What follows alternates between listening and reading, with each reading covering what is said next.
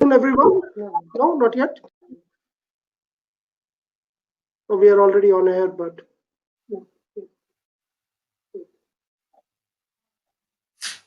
it asked when I did it. It asked me to make sure that the audio was working and do a load of tests. So there might be getting them to do that. yeah, so we're going live right now. Yeah, I'm trying to see. Do we have enough people? Not yet. So Chitra is going to tell us when there are going to be enough people and we're going to get started. Right? Okay, sure, that's fine.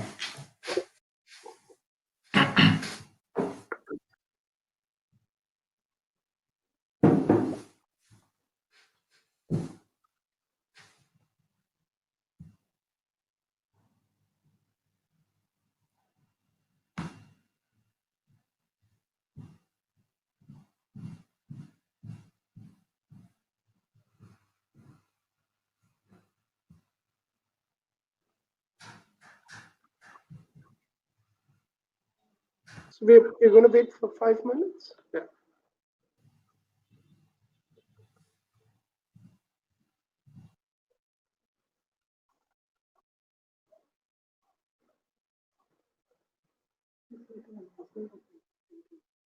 So we'll quickly start in 2 minutes. We are just waiting for a few more people to join. We already have around 25 people already, Cash. So just give us 2 more minutes and then we'll get started with this. All right? Yeah, sure, no problem. Okay. And next time we do this for the second part, we'll put a payment link up. So we'll get people who are coming in late to pay for this. Okay? No. Yeah, I think they may be able to hear us anyway. No, I think they can hear us. All can hear us right now. Yeah. All right. Just another 2 minutes, Cash, and we'll get started. Okay? Okay, no worries. All right.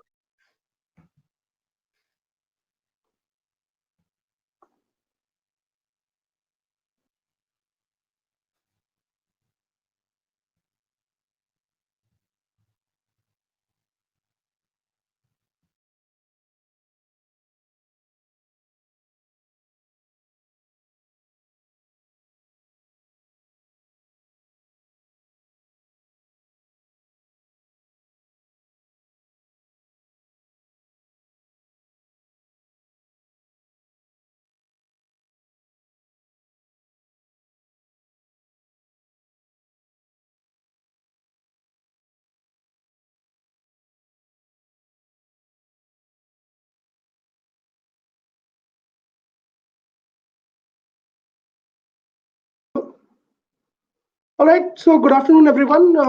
Thank you very much for taking the time to come for this webinar, which is on recruiting international students to India.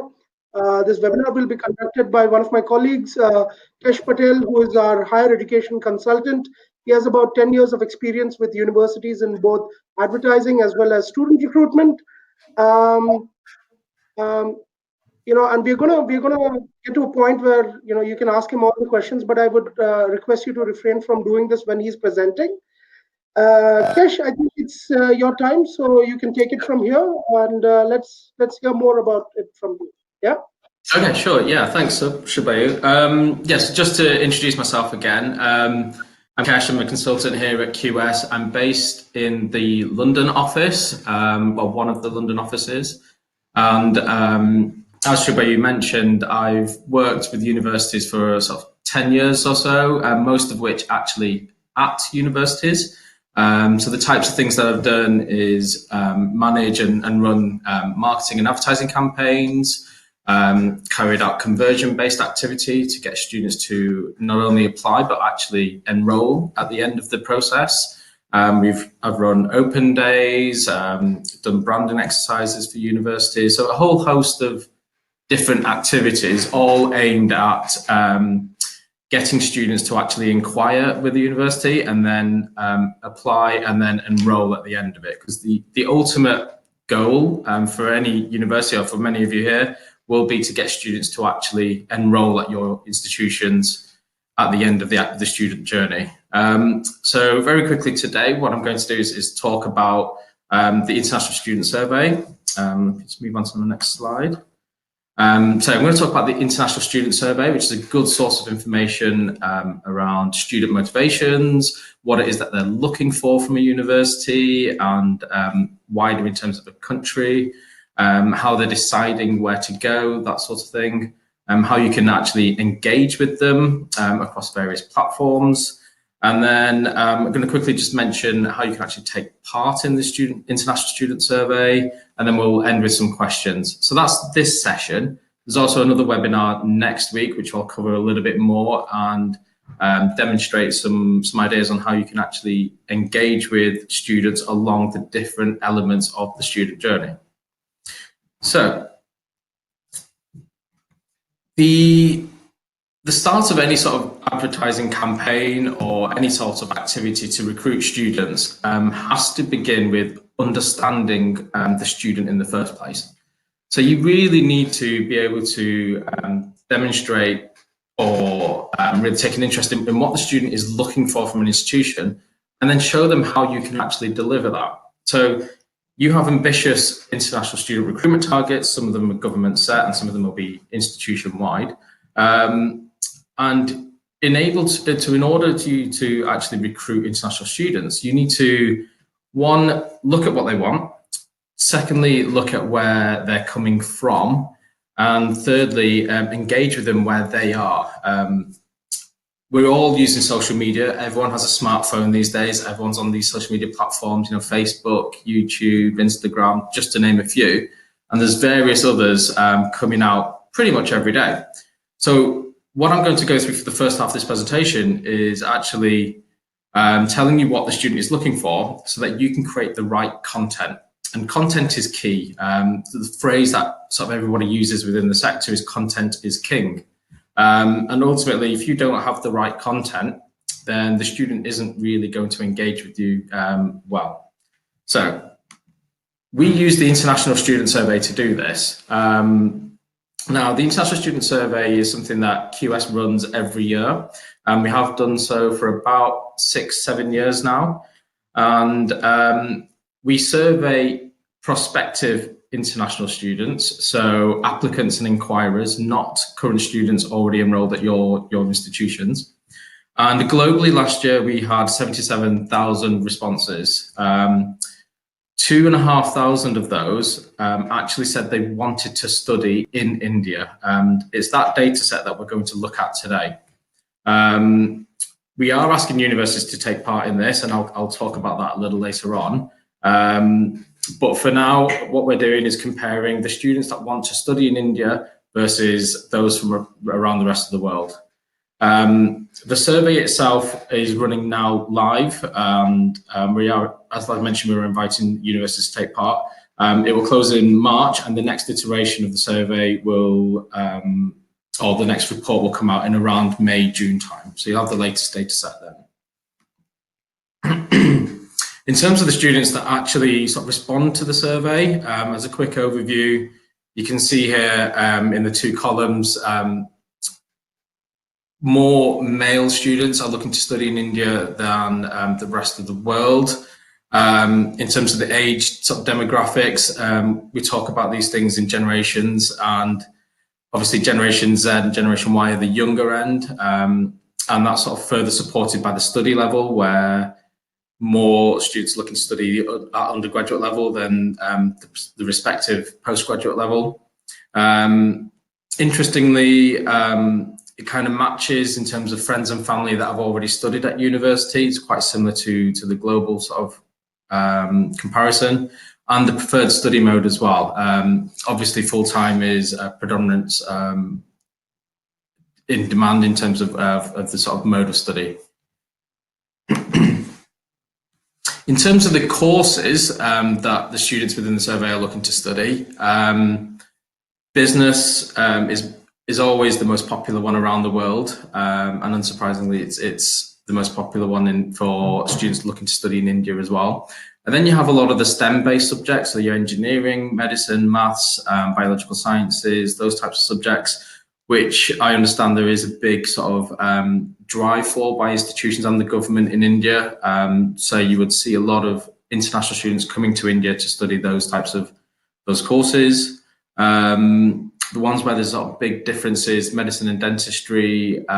So in India, obviously, there's a significantly larger demand for it than there is around the rest of the world.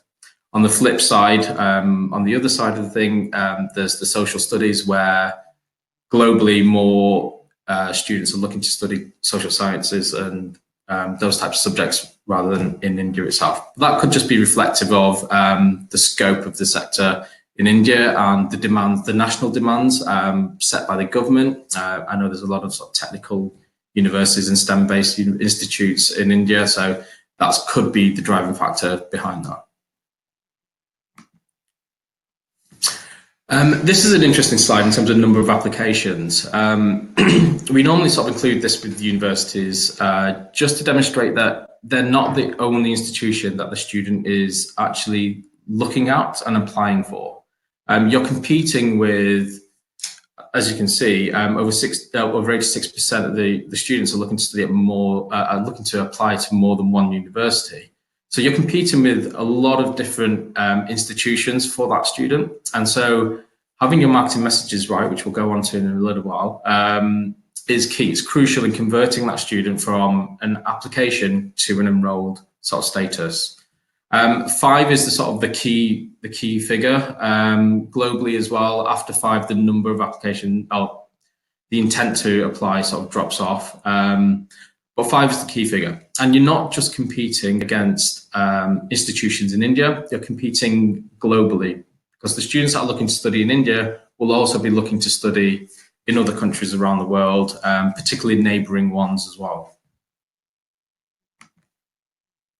Okay, and funding source.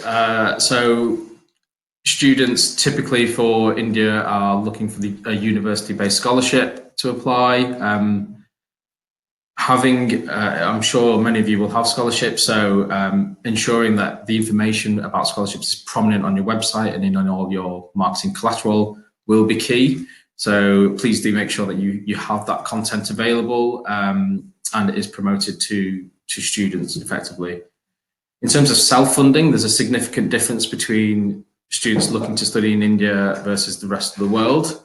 Obviously, it seems to indicate that they aren't coming from as wealthy background, or they don't have the funding resources to pay for the fees. So a significantly lower proportion of students would be self-funding if they did come to India in comparison to the rest of the world. Okay, so I mentioned earlier about putting the right message to the right student, and this next section is all about that. What we do within the International Student Survey is ask students themselves what it is that they're looking for when they're applying to, when they're looking to apply to a university, when they're researching which country to study in, which course to study in, and which institution or which city is specifically to study in. Now, there's 4 different sets of messages there, which you need to sort of demonstrate in your marketing collateral to try and attract these students. So the first one is the course itself. So we know over several years of running the International Student Survey that students' decision-making process runs from researching a course and then onto which country they'd want to study in, then which city, and then finally which university. So that's the student's decision-making process. That's typically the order that they go in. Now, when we look at the course itself and we ask the students what's the most important factors to them about the course, this is what they're saying. So this is ranked, it's not percentages, it's ranked. So the most important factor for a student when they're researching a course in India is that they're actually interested in the subject, and it leads to their chosen career. So it's about the graduate outcomes for them there. After that, it's all about the high quality teaching. I don't have any slides on it in this sort of session, but I'll make sure to include some in the next one. But we do define what high quality teaching means to these students, and it could be anything from the fact that the lecturers have extensive industry experience, or they're doing cutting edge research, or that the students themselves have high amounts of contact time with the lecturers themselves. It could also be the quality of the facilities. There's a whole host of different factors that we ask. So we do go into teaching quality, but in a different element, in different aspects of the international student survey. Then, unsurprisingly, tuition fees are a prominent factor in deciding which course. We saw on previous slides about them wanting scholarships. So an affordable education is a key factor. And then obviously you've got reputation, graduate outcomes, the fact that the course itself is well structured. It includes work placement, so actual industry experience that they might get as part of the course. Being well ranked, and that's not just in rankings, it's also in ratings-based systems. So with iGauge, having a high number of stars would actually help with students when they're researching the courses, and then their ability to actually meet their entry requirements. So understanding the student is key here, because this is what they're looking for when they're researching courses. So if a typical student Googled a course and you wanted to display your advertising to them, you would have to make sure that your marketing messages include these factors on here. Now, it may be, because I know there's a whole range of different institutions on the webinar today. So it may be that you're not well ranked, or that your lecturers don't have as much industry experience as other institutions, but there will be something on here that your particular institution and your courses will be good at. So incorporating your USPs or defining your USPs into these sorts of categories will actually help you structure your advertising campaign and your content so that you're pushing out the right message at the right time. And moving on to the next one, when a student is actually looking and researching a country to study in, the most important factor is to ensure that it's actually welcoming to international students. So the types of things that you could actually demonstrate in your marketing collateral here would be to show prospective students what your current students are actually doing on campus, whether they're engaging in clubs and societies or in the general public. If you're, it's in a few weeks' time, it'll be the Chinese New Year. So if you have any Chinese students, it may be worth trying to record or do some footage about this Chinese students celebrating the Chinese New Year on your campuses, or even if you wanted to go more locally in terms of your city itself, show what facilities, what support there is available to Chinese students, and show what your city or your town is doing to celebrate the Chinese New Year. So that's just one thing that you could be doing. Obviously, students are looking to study in countries where there's high quality teaching and affordable cost of living. These are the sort of dominant factors as part of it. And then some of the other things are around the graduate outcome. So would they be able to actually work within the country after they've graduated, depending on what the visa sort of rules are, and whether they can actually get a visa in the first place is also a sort of a prominent factor there. Moving on to the next element that the student is actually researching and as part of their decision-making process, it's the dominant factors here are whether, again, it's safe and welcoming. So what is happening within the city, whether they will feel part of it or whether they'll just feel alienated. A particular aspect of this could actually be the language issue. I know many of you will teach your courses in English, but obviously outside of campus, when your students are engaging with the local community, it may be in Hindi or another one of the local dialects. And so demonstrating to the student that actually, the local, the people within your local vicinity are able to speak English and will be able to engage with you better could actually be an important factor for some of your prospective students. The city as well, again, it comes down to universities with high quality teaching, though many of your cities and towns may actually only just have you as an institution, sort of educational provider. So some of you may not have to worry about that. But for those of you where there's multiple institutions within one city, then obviously you may have to compete with each other in order to attract the student. Cost of living, being able to work, afford accommodation, all the sort of the finance aspects of it. It may be worth within your collateral when you're actually talking about where you are as a place to study, that you actually mention these types of things. So put up some average costs of accommodation or some advice on how students can actually apply for jobs locally, or many of you will have careers department, career services. So having those jobs listed there and being able to demonstrate those to prospective students before they've applied will actually show that you're doing something to help them integrate within the local society.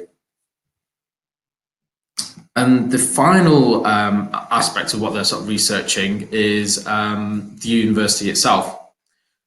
Again, unsurprisingly, scholarships is a predominant factor here. It comes down to the funding and finance. So being able to show that you've got a good set of scholarships, that they're easy to apply for, that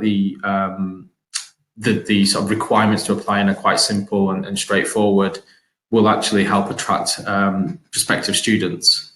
Again, with the high quality teaching and welcoming, it's the same sorts of messages that are coming back. So when you're writing your USPs or when you're sort of tailoring your marketing messages, you want to make sure that you're hitting these types of categories, and that your USPs will be based around your high quality teaching, or the scholarships, the funding, or even what there is to do within the local sort of area. Unsurprisingly, it's affordability, quality, and sorry, my image is over there, and engagement and safety. That's just sort of what it is that students are looking for. Okay, so moving on to communications. Now that we've established what the student is actually looking for, you need to be able to engage and get your message to them in an effective manner. So we asked students what or which following types of marketing communications are influential to them in helping them choose a university. And so we found that the most interesting sort of facts here are the practical information. So what they're really looking for is the actual, how do I actually apply? How do I meet with admissions staff or ask specific questions, or speak to somebody about visas, those sorts of things. So the practical information is key. So having clear guides and step-by-step sort of tutorials, perhaps on your websites or in your marketing collaterals, will be key to sort of attracting those students and getting them engaging with you and then actually applying with you. The other things that students want to have access to are other students themselves. They want to connect with current international students. This whole peer-to-peer aspect of knowledge sharing is key to students, because yes, they see advertising on a daily basis. We all see hundreds of adverts every day in our lives. But if you look at social media, the things that sort of get the most interaction, the most shares, the most likes, are sort of user-generated content. And it's all stuff from people that we would trust, or brands that we would trust, or celebrities that we would trust. And in this case, other students, because they're getting their information, they're getting the real information straight from the students themselves. And that's what they want. So being able to facilitate that sort of thing as an institution would be key. There are various platforms available out there. There's one called Unibuddy, which is a really good platform, I believe. And it essentially is just an API on your website. And all you would do is ask your students to sign up to become a brand ambassador of sorts. And they would respond to other students or prospective students as they inquire. And it's a really simple platform, quite cost effective. It's not run by QS, so it's just so it's not something that we endorse. It's just something that I actually quite like from a professional capacity. But there are other ways you could do this. For institutions with a limited budget, social media takeovers would work quite well. So what you would do is give access to your Facebook platform, for instance, to your current students, and say to them, answer any questions that come on, or post your real life experience on the platform. And you would try and get your prospective students, your applicants and inquiries to engage with them live over a certain period of time or whatever it may be. And the final point on this is, with this chart, there is very little difference between India and the rest of the world. So it goes to show that students looking to study in India are thinking of the same wavelengths as those looking to study in the rest of the world. Social media use. So this is a key one here, really.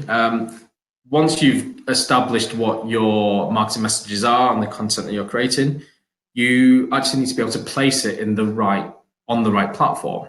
Now, there's a lot of information on this slide, so we'll start at the top here. So the top sort of iconography here shows that 87% of the students use social media when they're researching where to study. The interesting bit is the majority of that happens before they've even inquired at your institution.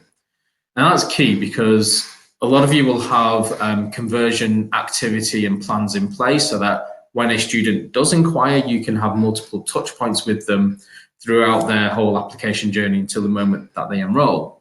But here, students are telling us that they're actually researching your university before they've even inquired.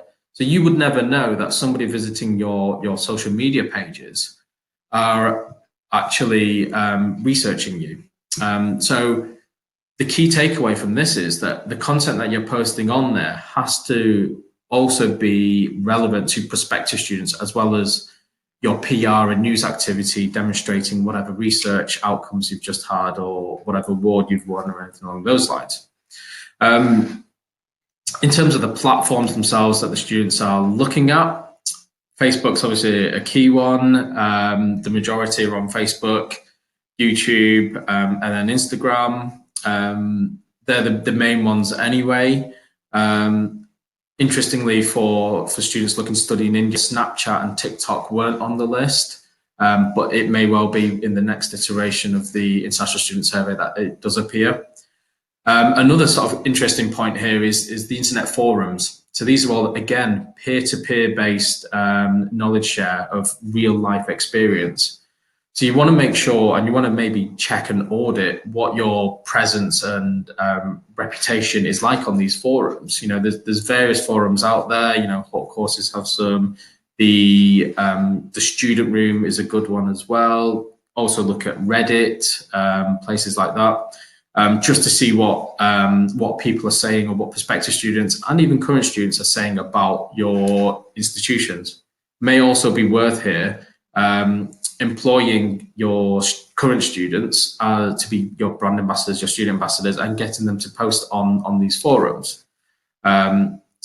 It's just another way that you could actually engage with prospective students, but in a cost-effective way, because internet forums typically don't cost anything to run. It's just more of a time issue, or unless if you are using student ambassadors, you may want to incentivize them somehow. Okay, and then this looks like a bit of a complicated slide, but one of the things we also ask prospective students is, which of these would you like to use to communicate with universities when they're considering studying with you? The percentages are all fairly similar, but this would really sort of help you prioritize your conversion-based activity. So getting your marketing messages into these platforms, or however you choose to engage with your prospective students at various stages of their application journey, is crucial here, really. This would help you sort of formulate your strategy better, particularly for institutions that don't have a huge amount of resource to spend on all of these platforms. So you may want to pick which ones you would want to use as part of your sort of conversion-based activity. Obviously, email and real-time chats are the most popular ones. With real-time chats, it's the chatbots online or the little sort of pop-up help forums that you get. Text messages and WhatsApp, again, quite similar. there is, the WhatsApp APIs, which helps if you do have a good CRM system, so you can keep track and monitor all the engagement that you have. WhatsApp is sort of a key one. But what you should also do is look at the countries where you're getting your students from and match back which platforms they're actually using within those countries. Some of the lower socially developed countries would still be using traditional letters because they would need to show that to government officials, etc., for visa applications and whatnot. Whereas some of the more sort of developed Western countries are reducing their reliance on letters and moving more towards, WhatsApp, text messaging, online chats, that sort of thing. So depending on where your positioning is and where you attract students from, you may want to look at various different platforms or use this as a takeaway if you're really just starting to formulate your strategy. Look at the platforms that you should be using and then try and incorporate your marketing collateral within those. In terms of sources of information, so where students are actually looking for information when they're researching at a university, obviously the website is the number one source of information. For any international student, that's the place that they're going to go. And then it goes on to general online search, so when they Google, and then if they find any sort of other websites that have information about various different universities in the country, that's what they're looking at.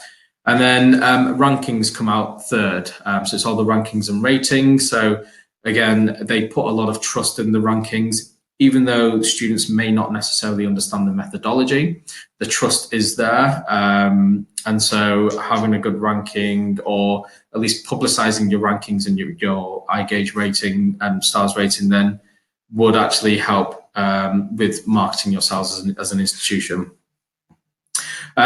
Moving on, it's course finder websites, institutional information sessions. So if you're doing open evenings or sort of meet and greet type sessions around the country, then the sorts of things that you should be looking at. Social media channels, again, we covered this one before. A lot of them are using your online presence on these platforms to research you before they've even inquired. And then discussions with admissions staff, family, friends as well, are quite prominent. I'll actually cover this in next week's webinar in terms of who's actually influencing students. So we'll go into a little bit more detail around who else they're talking to. But for now, these are sort of the main sources of information that students are looking at when they're researching universities. Okay, so just conscious on time. So that's just some information about student decision making, and this is the first step in how to sort of advertise and recruit international students. As I mentioned before, you really need to understand your student and segment them because there'll be different priorities for students coming from different countries, and also looking at different types of institutions or regions within India as well, given that the size of the country and the different developments that are happening in different parts of the country. You need to really understand what the student is specifically looking for when they're researching you as an institution. Developing your marketing messages and then pushing that onto the platforms that the students are actually looking at. Now, that's the content I've got for the first part of this sort of webinar series. What I'm going to quickly talk to you about next is the International Student Survey. I hope many of you have actually seen and heard about the International Student Survey, even downloaded the report and read through it. What I'm offering you now is an actual chance to take part in this. What you would need to do ultimately, participation is free in the International Student Survey. All that we actually ask you to do is send it on the end of March, though we do recommend you send the survey in the middle of March so that the students themselves have enough time to actually complete it. And then as a way of saying thank you for this, we actually provide you with throughout the sort of academic cycle. If you wanted to take part, you just need to visit the website, theinternationalstudentsurvey.com. The image there is just a screenshot of the current survey, which was released in May-June time last year. It's free to download. All you have to do is just pop in your name and email address, and then we'll send you the link that you can download it from. And if you do want to take part, feel free to email b2bmarketing@qs.com, and they will then provide you with your unique link for your institution, and then you can send the survey out. We'll also provide you with some sample text that you can use as part of the sort of email that you send out. QS actually takes care of everything else, so we deal with the incentivization of the survey, we deal with the prizes, and dealing with all the sort of data that comes back as part of it. That's really it. Oh, sorry, next week's webinar. So next week, in the sort of second part of the series, again, what I'm going to cover is the influencing the students. So who it is specifically that's the students are talking to, and help them decide where to study, what to study, that sort of thing. What the students are actually looking for in terms of support services from an institution. What they're hoping to do in terms of the graduate outcomes, so where they want to go afterwards, things like that. And then if we've got time, we'll touch on influencing the student journey. So I've got a really nice chart which sort of demonstrates a step-by-step guide of the student journey and the different types of engagements that universities typically have with the students along the way. And then what we would do is use the content that we've been through on this presentation and next presentation to actually influence every step of the way, basically to try and get the student to actually enroll with you once they've gone through the whole journey. And then obviously there'll be a Q&A session as well. So for now, we have about 10 minutes or so for any questions. I think there's a chat box there, so should be able to go through some of the questions. Let me just have a quick look now.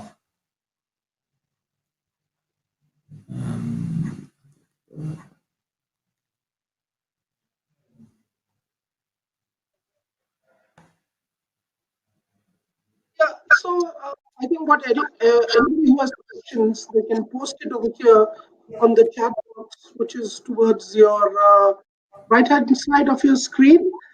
And if you don't have any questions, or you think of any questions much later, we'll be happy to answer them through the week, or maybe in the next session when Kesh is here. But we're going to wait for another 2 minutes for any more questions. If you don't have any questions, probably Kesh has done a fantastic job with the webinar, and we'll be moving ahead. So we're going to wait for another 2 to 3 minutes. All right? Yep. Right, Kesh? Yeah, that's fine. And just another point as well, if there's anything you may want to know a little bit more about next week, post it in the chat, and I could have a look at the data and see what there is, and maybe put in a slide about it next week as well. Absolutely. Yeah. So any questions? We'll wait for another 5 minutes and then on this one up. Yeah. Oh, I will also share the slides so you can download them. Yeah, we'll probably put it also online on our website as well, the webinar as well as your slides. Okay. We'll take it from there, right? Sure.